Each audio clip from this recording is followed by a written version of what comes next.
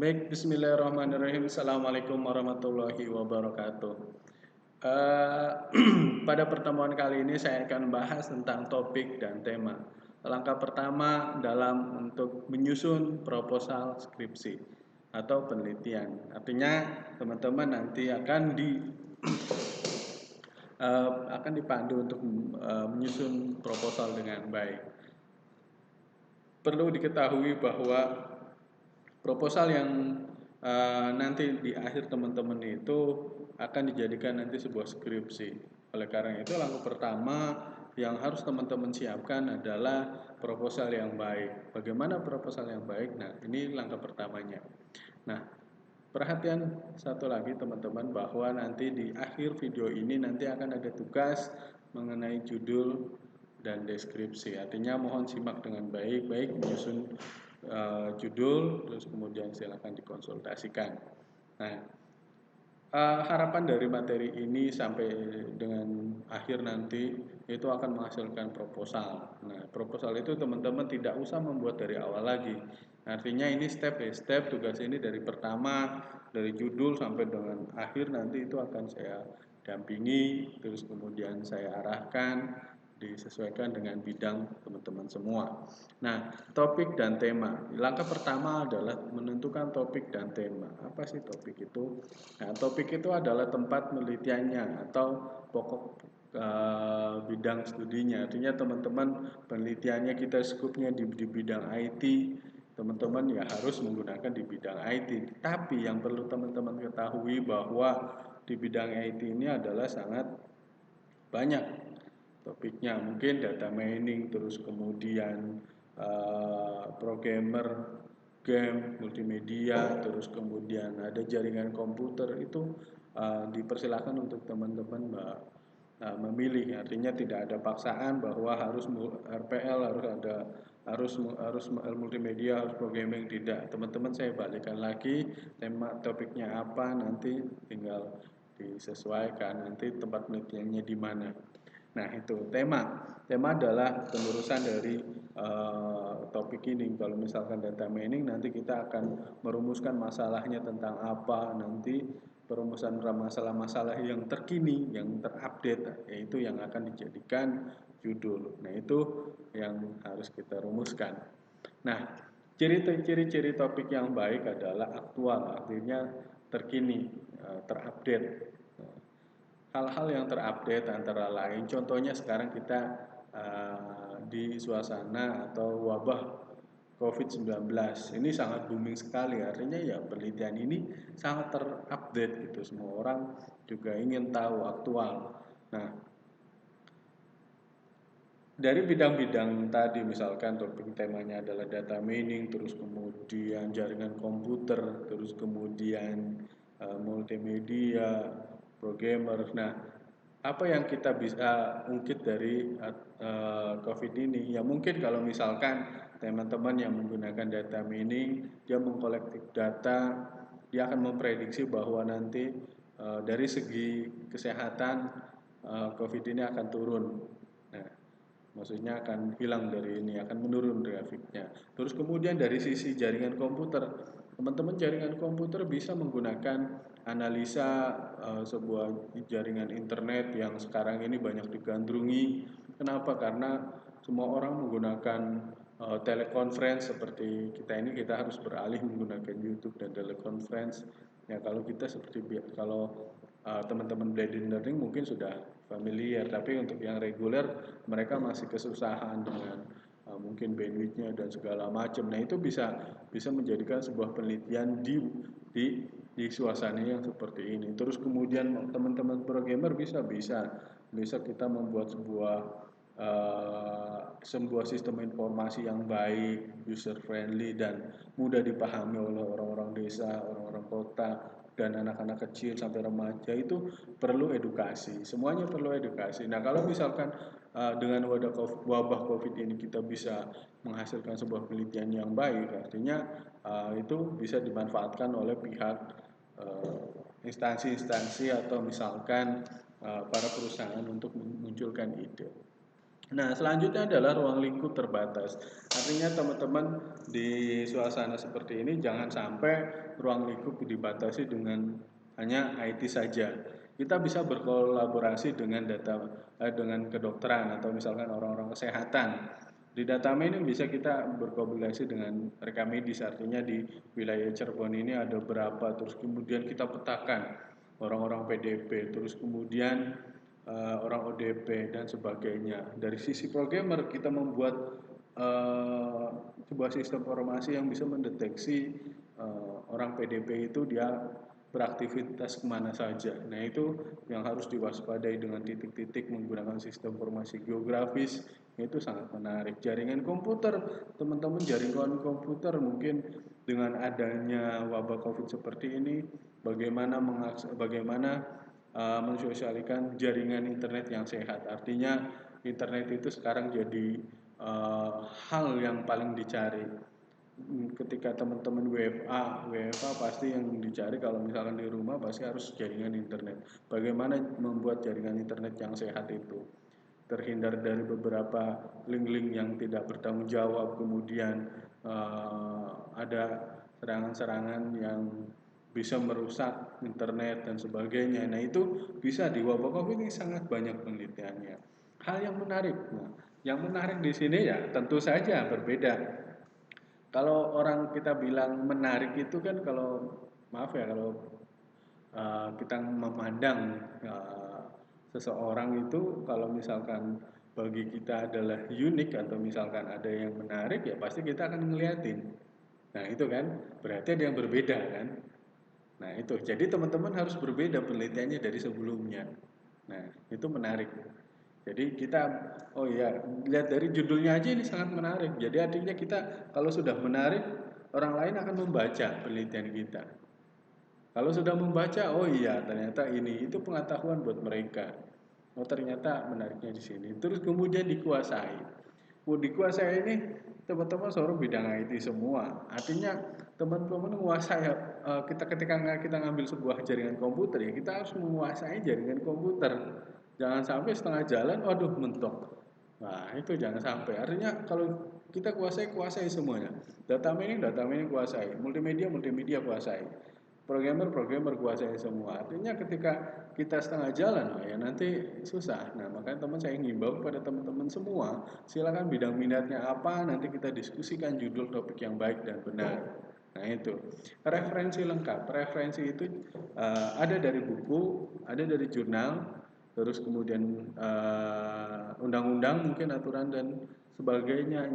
Jadi referensi lengkap itu teman-teman kalau buku bisa ngambilnya dari e-book juga, mungkin dari kalau internet kan kalau teman-teman buku kalau buku kan bisa dari perpustakaan atau dari Gramedia, terus kemudian e-book juga bisa melalui internet. Jurnal adalah penelitian-penelitian terdahulu. Nah, kemarin saya di video sebelumnya, silakan teman cross check video sebelumnya bahwa bagaimana pencarian jurnal yang baik itu di Google Scholar. Nah, silakan flash di video sebelumnya sudah saya jabarkan. Nah, silakan teman-teman cari jurnal yang mirip yang ingin tema kita akan angkat. Misalkan kita data mining, ya udah kita cari tentang data mining sebanyak-banyaknya. Ingat, referensi itu adalah yang lengkap jurnal itu adalah yang terupdate. Nah, itu yang harus diperhatikan teman-teman. Buku, jurnal, undang-undang atau peraturan. Nah, hindari referensi-referensi yang tidak bertanggung jawab. Artinya misalnya dari blogspot, Wikipedia dan sebagainya itu hindari. Ya, oke. Nah, topik yang menarik itu pertama langka, unik, kontroversial, dekat dengan pembaca. Nah, langka. Ya, kita tadi saya bicarakan adalah mengenai COVID. COVID ini baru kali ini ada virus yang bernama COVID. Sebelum-sebelumnya mungkin ada SARS, ada flu, ada dan sebagainya ada. Cuman kalau COVID ini kan baru kita mengalami. Saya juga baru merasakan yang namanya dulu waktu kecil kan nggak paham adanya virus flu burung dan sebagainya. Nah dengan kondisi ini saya paham. Oh artinya kita dengan ada virus ini kita harus berhati-hati dengan adanya ini ya kita. Nah disitulah kita melakukan penelitian banyak orang-orang peneliti sekarang berfokus pada COVID. Nah, salah satunya adalah Kementerian Riset dan Teknologi. Kebetulan saya juga mendapatkan hibah penelitian di tahun sekarang, akan tetapi dianjurkan dirubah judulnya, semua diarahkan ke arah COVID, penelitian COVID. Artinya ya memang langka, memang pemerintah menganjurkan bagi peneliti-peneliti silakan mengarahkan ke COVID. Artinya banyak dari perguruan-perguruan tinggi yang memunculkan, oh ini ada virus, ada vaksin ini, kemudian dari teknik dia bisa menciptakan ventilator yang harganya murah dan sebagainya, semuanya sama. Nah, bahkan saya dapat cerita dari adik saya di perguruan tinggi di Semarang negeri, di Undip, bahwa KKN-nya dia eh, dia mendesain sebuah hazmat yang harganya murah. Jadi semua KKN diwajibkan ke arah COVID, penanganan COVID ya. Artinya ya mau nggak mau ya kita harus ikut andil gitu di penelitian ini. Jadi saran saya yang menarik adalah teman-teman silakan mengungkit topiknya adalah COVID. Nah, terus kemudian unik ya, udah pasti COVID ini sangat unik. Orang sebelumnya kan nggak ada gitu, belum ada sama sekali. Ada juga virus-virus yang lain, gitu. Mungkin itu bisa bahan referensinya. Kontroversial, pasti. Kontroversial ya, ini kan sekarang orang tiap hari beritanya COVID, COVID, COVID. Nah sekarang sudah PSBB, habis PSBB, nah kita masa transisi new normal. Masalah new normal, apa yang kita lakukan? Nah ini sangat kontroversial. Nah dekat dengan kehidupan pembaca, artinya saya juga sering membaca jurnal-jurnal yang terkait. Salah satunya adalah saya sedang melakukan penelitian di COVID ini, saya akan membaca beberapa jurnal yang penelitinya sudah mengeluarkan tentang temanya adalah topiknya COVID. Nah, itu sangat menarik, itu pasti dicari. Nah, itu yang terupdate, yang terkini, yang kita alami, bahkan semua orang beralih pada ke sana penelitiannya. Nah, itu yang saya sarankan ini. Kalau teman-teman misalkan ada yang menarik lagi ya mangga, silakan diskusikan. Terus kemudian ada hal dikuasai, ada dua versinya. Dikuasai tidak menarik, tidak dikuasai tapi menarik. Nah, ada kekurangan, ada kelebihan. Ada kelebihan, ada kekurangan. Nah, ini yang kita harus simak dalam sebuah penelitian. Nah, next ya. Nah, dikuasai tidak menarik. Nih, mohon perhatikan teman-teman, dikuasai. Artinya teman-teman menguasai bidang penelitian kita, tapi tidak menarik. Tidak menarik itu penelitian kita tidak dibaca oleh orang lain. Nah, itu kan penelitian kita tidak sampai booming atau tidak bermanfaat atau tidak berguna. Tapi penelitian itu pasti ada hasil info yang unik. Nah, tapi mungkin boomingnya kurang. Nah, kita harus apa yang harus kita harus menarik. Pertama, spesifikasikan. Nah, ini spesifikasikan. Jadi teman-teman jangan meluas, jangan melebar, tapi spesifikasikan merucut. Penelitian itu merucut. Jadi merucut mungkin dari awalnya kan kayak segitiga piramid itu, ya seperti ini, ya akan merucut sampai ke atas. Nah harus spesifikasi. Kalau misalkan COVID ya udah COVID. Kalau COVID kan umum. Khususnya apa di bidang apa? Tak. Mungkin ekonomi, mungkin tentang pendidikan, kesehatan, sosialisasi ke masyarakat, UMKM, banyak spesifikasikan. Terus kemudian apa? Cari yang unik. Ya udah pasti COVID ini unik. Tetapi banyak yang hal umum gitu. Uniknya cari yang sisi yang unik. Unik ini tidak sama dengan yang lainnya. Mumpung lagi COVID ini lagi berbeda, maka cari yang uniknya. Mungkin kalau misalkan Jawa Barat kan, misalkan kita mau penelitian Jawa Barat itu kan masih umum. Ada Cirebon, ada Bandung, ada Purwakarta, terus kemudian ada Tasik dan sebagainya. Cari yang unik lebih spesifik. Oh, saya akan meneliti di Cirebon. Tak. Nah, berbedanya uniknya apa? Uniknya penyebaran COVID-19 di wilayah Cirebon bisa dikendalikan. Pernah mengalami 0 kasus. Nah, itu kan dengan PD-nya unik gitu. Cari sisi unik. Nah, itu baru. Kemudian ungkapkan hal yang langka. Nah, ini udah COVID ini langka, terus kemudian sisi lain kehidupan dari orang-orang Cirebon itu kan berbeda dengan yang lain. Misalkan orang Cirebon dengan orang Bekasi, walaupun satu Jawa Barat pasti berbeda. Orang Bekasi kalau dia kerja harus ke KRL mungkin naik ketika naik kerja kita berangkat kerja beda kan orang Bekasi sama orang Cirebon. Nah itu kan hal-hal yang langka di daerah itu pasti memiliki hal yang langka beda-beda dengan yang lain. Nah itu yang harus diungkapkan. Perkaya dengan data baru, artinya data-data baru ini data-data terupdate. Mumpung di COVID-19 ini datanya terupdate, ya kita harus memperkaya data-data terbaru. Nah, teman-teman yang mengambil data mining, hati-hati. Data yang diambil adalah data yang terupdate 3 tahun terakhir. Jangan sampai ngambil tahun yang lampau, tahun kemarinnya lagi.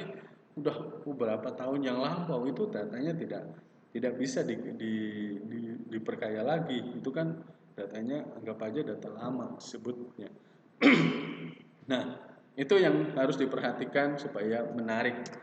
Nah, tidak dikuasai tapi menarik. Nah, apa yang tidak dikuasai? Misalkan supaya kita menguasai berarti biasanya itu kan mungkin ini saya juga pernah mengalami. Oh ini mentok ya. Berarti teman-teman itu pertama harus banyak membaca. Baca jurnal, baca e-book. Nah, itu kan tidak harus ke kampus. Jadi teman-teman jurnal. Jurnal bisa lihat reference di video saya sebelumnya. Nah, silakan di situ banyak. Kata kuncinya masukin aja. Misalkan data mining COVID. Set akan keluar semua. Dibaca, oh ternyata si penelitian A itu akan membahas masalahnya ini, metodenya ini, hasilnya ini. Oh iya, penelitian B masalahnya ini, metodenya ini, hasilnya ini. Nah, kita rangkum dari apa namanya hasil-hasil penelitian terdahulu, terus kemudian kita baca sambil di sela-sela kita baca. Nah, itu akan menambah wawasan. Toh kita membaca juga akan menguntungkan bagi diri kita dan kita bisa memanfaatkan ilmunya untuk ke orang lain. Saya sendiri juga masih membaca dan juga baca-baca tidak stuck bahwa saya juga tidak udah ini belum saya semakin tahu semakin banyak membaca semakin saya jadi bodoh gitu, artinya masih banyak kekurangan. Oh ternyata kalau kayak gini tuh kayak gini gitu, kenapa ini A bisa jadi kayak gini. Oh ternyata saya baca oh kayak gini, ternyata ilmu itu sangat luas dan uh, baca itu sangat budayakan membaca. Sekarang itu membaca itu untuk anak-anak sedang menurun, artinya silakan menghimbau kepada teman-teman semua di keluarganya, yuk kita membaca. Dan membaca itu kita akan mendapatkan pengetahuan, boleh dari e-book, terus kemudian dari jurnal-jurnal, baca-bacaan lain dan sebagainya. Kita budayakan teman sekitar itu untuk membaca. Nah kemudian setelah kalau kita tidak menguasai, baru kita harus penelitiannya itu mau ngapain? Kita lakukan observasi terjun ke lapangan. Terjun ke lapangan bukan terjun dari air terjun, tapi terjun ke lapangan adalah langsung ke tempat penelitian. Tempat penelitian kita di mana? Kita harus kuasai tempat penelitiannya. Apa ada masalah? Masalah apa di sana? Jadi harus terjun. Kita melakukan observasi, catat. Kita rangkum. Terus kemudian kita data. Oh kebutuhannya ini. Lalu ketika ada masalah kayak gini, coba lihat jurnal. Oh iya ketika baca jurnal, oh ketika ada problem ini, metode ini, maka selesainya kayak gini. Nah tahapannya kita tiru. Boleh niru dari jurnal boleh, tapi tahapannya bukan isinya atau masalahnya atau kalau metode mungkin bisa sama. Tapi kalau masalah itu pasti berbeda-beda setiap tempat penelitian. Nah itu teman-teman silakan terjun lapangan kuasai apa kebutuhannya, apa masalahnya. Nah, itu. Terus ditambah dengan wawancara dengan narasumber. Wawancara di sini kita melakukan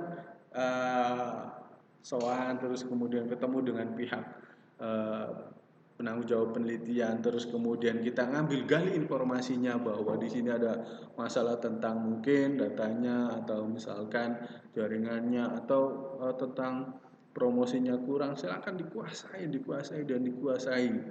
Narasumbernya diajak wawancara mulai dari pembuatannya, mungkin sampai tentang pemasaran hasil dan income-nya berapa silakan kuasai. Nah, itu kita dengan sendirinya kita akan menguasai materi kita. Tapi kalau kita tidak membaca, kita tidak mengetahui lapangan, kita tidak akan eh, kita tidak akan tahu tentang penelitiannya itu apa. Nah, itu walaupun kita menarik, kalau kita tidak kuasai ya kita mau bicara apa, judulnya menarik tapi isinya gini. Nah, itu jangan sampai. Oke. Nah, tema yang lebih baik adalah pertama jelas, terus kemudian kesatuan dan keaslian. Nah, tiga ini yang harus baik. Nah, apa sih jelas itu yang dimaksud? Jelas adalah di sini. Contohnya adalah pengembangan pariwisata daerah dan perlunya partisipasi masyarakat industri dalam mengembangkan kerajinan tradisional untuk menarik wisata dan peningkatan pendapatan devisa. Artinya di sini teman-teman, pengembangan pariwisata ini kita akan mengembangkan sebuah pariwisata, artinya kita wisatanya misalkan stagnan, artinya tidak berkembang. Nah, kita akan mengembangkan wisata sebelumnya dan wisata yang akan datang itu harus berbeda. Nah, kita akan mengembangkan wisatanya. Nah, makanya di sini perlu partisipasi masyarakat industri dalam mengembangkan kerajinan tradisional. Nah, artinya kerajinan tradisional bisa memanfaatkan masyarakat sekitar untuk melakukan misalkan menganyam. Kalau misalkan orang sekarang mungkin menganyam, aduh, gengsi kan. Tetapi perlu diketahui teman-teman, saya lihat di Jogja itu namanya doa. Silakan teman-teman, doa itu menganyam, tapi dari hasil anyamannya itu sangat bagus tas-tasnya. Di Cirebon ada namanya rotan, kalau nggak salah master rotan atau apa di daerah Weru atau daerah sana itu yang mengulik tentang rotan. Nah, di situ ketika saya berkunjung itu sangat menarik, padahal hal yang sepele gitu, artinya cuma rotan atau mungkin bahan lain, tapi itu menjadi kerajinan tradisional. Terus kemudian itu uniknya tuh di situ. Oh, ini bisa bagus kayak gini ya. Nah, tuh kan apa yang terjadi? Menarik wisatawan datang. Nah, jadi ada masalah, terus kemudian ada metodenya, terus kemudian ada tujuannya, dan hasilnya penelitian itu pasti ada hasil. Hasilnya apa? Hasilnya kita bisa menarik wisatawan. Kalau udah menarik wisatawan apa? Dapat income. Tiket masuknya aja berapa misalkan. Yang murah-murah aja 10.000, janganlah 2.000. Kalau udah tambahkan 2.000 dikali berapa itu kan bisa mendapatkan income yang banyak. Terus kemudian dapat devisa yang banyak. Nah, salah satu contoh yang mengembangkan pariwisata itu saya pernah dulu waktu KKN di S1 itu di daerah Klaten. Mungkin teman-teman tahu, mungkin namanya itu Umbul Ponggok. Dulu waktu saya KKN itu saya KKN keempat, keempat ya. Jadi tematik, jadi kita akan mengembangkan desa wisata. Nah, dari beberapa gabungan di universitas di Jogja, ada UI, UGM, UNY, terus kemudian ada UPN dan sebagainya. Kita berkolaborasi di sana untuk mengembangkan wisata. Dulu, jadi di desa itu ada namanya sumber mata air. Kalau di sana namanya Umbul. Terus kemudian namanya Umbul Ponggok itu adalah Ponggok nama desanya. Nah, Umbul itu sumber mata air yang keluar dari bawah tanah itu kan keluar. Nah, mereka dimanfaatkan hanya untuk mandi. Jadi tampung kolam besar hanya untuk mandi. Mandi mencuci. Akhirnya ya mungkin ada ikan, di sana ada petani ikan. Ikannya bagus-bagus dan enak-enak karena airnya mengalir. Kalau di sini mungkin kayak Cibulan, tapi lebih besar lagi di sana karena tiap desa itu ada umbul mata airnya tuh, sumber mata airnya ada. Nah, ketika di sana saya akan mengembangkan sebuah wisata. Jadi mempromosikan itu aja. Apa ya? Dari angkatan pertama, angkatan kedua, angkatan tiga, angkatan 4, 5, 6. Jadi itu terus continue. Jadi udah ada kerjasama antara pihak pihak pemerintah di sana dengan beberapa universitas di Jogja karena saya kuliah di Jogja. Nah, saya kebetulan waktu itu belum familiar namanya underwater. Nah, dulu waktu program saya adalah foto underwater. Foto underwater itu gini, kalau misalkan teman-teman menyelam itu di bawah air, kalau foto, kalau view-nya bagus kan itu sangat menarik. Jadi kalau mau tahu teman-teman, Sana Umbul Ponggok itu dulunya adalah tempat mandi dan gratis, tidak dibayar, tidak dipungut bayar sama sekali. Jadi warga mandi cemplung-cemplung karena airnya mengalir ya, biarin mengalir. Ada orang nyuci di situ ya di situ, orang desa kan. Tetapi ketika masuk ke dalam air, dulu masih ada batu-batu, belum ada yang namanya apa namanya motor segala macam aksesoris, nggak ada dulu. Sekarang udah. Nah, dulu nggak ada, hanya batu-batu dan ikannya jernih, airnya dingin. Nah, ketika saya menyelam, nah itu yang harus dieksplor. Dulu kota underwater itu sangat langka dan cuman uji coba. Nah dulu kelompok kami itu uji cobanya apa?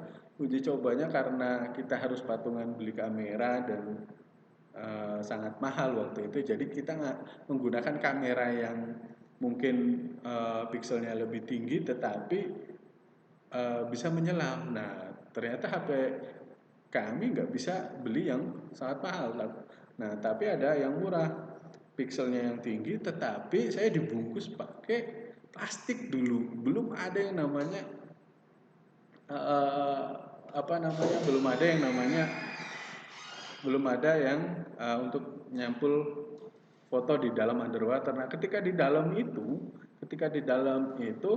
nah, ketika di foto itu view-nya itu karena ada ikan, terus kemudian ada batu-batuan, jadi view-nya itu seperti snorkeling di dalam laut. Nah, itu yang program saya dan karena kekuatan mahasiswa saya boomingkan. Dulu Facebook baru naik. Nah, ketika program kerja itu selesai, tugas saya dan teman-teman adalah mempromosikan lewat apa? Lewat Facebook. Nah, tahun pertama belum ada, mungkin masih stagnan lah, belum. Promosikannya apa? Promosikan saya ke temennya, ke teman saya lagi, ke teman saya lagi, ke teman saya lagi, udah itu aja. Jangan kok, wah, ke orang-orang kan belum tahu, tapi ke mahasiswa, karena kan di Jogja aja satu tahun itu kedatangan mahasiswa 10.000 mahasiswa masuk ke Jogja satu tahun. Terus yang perginya dikit, jadinya masih betah di sana. Nah, artinya promoin ke teman, oh ngomong ini. Ternyata sangat menarik ke buat teman-teman yang lain. Nah ini bahkan pengalaman pribadi, ada teman yang ngajak saya mau ke sana, tetapi masih menggunakan map. Nah, saya tuh coba nanya gali karena saya kan kuliah di sana, saya coba nanya mau kemana, kan saya ngajak saya, oh mau ke ini katanya apa Umbul Ponggok namanya, tapi kan eh, karena saya diajak ya udah saya coba gali informasi dari mana, view-nya bagus katanya untuk underwater. Ini sudah mulai familiar dan akhirnya sekarang alhamdulillah menjadi BUMD yang apa namanya memiliki penghasilan 1 miliar lebih, miliaran lah pokoknya, karena wah view-nya bagus dan akhirnya sekarang banyak aksesoris seperti komputer, TV, motor dan segala macam di dalam. Nah itu beberapa penelitian banyak sekarang yang banyak pemerintah-pemerintah yang mensupport jadinya. Nah seperti itu. Kemudian nyatu dan pengembangan pariwisata daerah maka kesejahteraan keluarga. Nah dari contoh saya tadi, cerita tadi, maka warga-warga sekitar akan terbangun ekonominya, akan mendapatkan income mungkin dari jadi UMKM warung, terus kemudian ada di sana penyedia jasa snorkeling, dulu mah nggak ada, sekarang ada spot foto dan sebagainya, jadi terangkat. Nah informasi terakhir masuknya adalah 10.000, waktu saya masih gratis, sekarang 10.000. Nah Kemudian asli, nah pesona cara berpakaian R.A. Kartini dalam kehidupan remaja modern atau popularitas R.A. Kartini sebagai pahlawan nasional pada zaman Orde Baru dan pada zaman era reformasi adalah itu asli, itu keaslian unik. Nah, itu untuk pertemuan kali ini tugasnya adalah teman-teman silakan, ini contoh-contoh saya contohkan. Ini contoh-contoh penelitian terdahulu, penelitian dari teman-teman yang sudah lulus. Contoh judul LTA-nya adalah klasifikasi penyakit ya, ini penyakit diabetes mellitus dengan menggunakan algoritma Bayes pada pasien rumah sakit Gunung Jati. Terus kemudian penerapan algoritma Kamidoid untuk analisis prestasi akademik sekolah menengah kejuruan Muhammadiyah. Terus kemudian ada implementasi algoritma KNN untuk memprediksi pasien instalasi gawat darurat dan rumah sakit Gunung Jati. Terus kemudian ada lagi penerapan model algoritma kemis untuk pemetaan sebaran penduduk desa wilayah Cirebon. Kemudian ada optimalisasi pemantauan debit air, bendungan Sikebang menggunakan IP kamera dalam antisipasi banjir. Terus kemudian ada lagi IoT, sensor-sensor yang lainnya. Nah, itu saja pertemuan kali ini. Tugasnya adalah silakan teman-teman menyusun judul atau judul dan deskripsinya. Silakan tentukan judulnya, terus kemudian mohon judulnya kirim ke WhatsApp saya biar langsung saya diskusi judulnya tentang apa dan deskripsinya tentang apa. WhatsApp saya di 085 868 991 405. Jangan lupa absen dan jangan lupa subscribe video ini. Terima kasih. Assalamualaikum warahmatullahi wabarakatuh.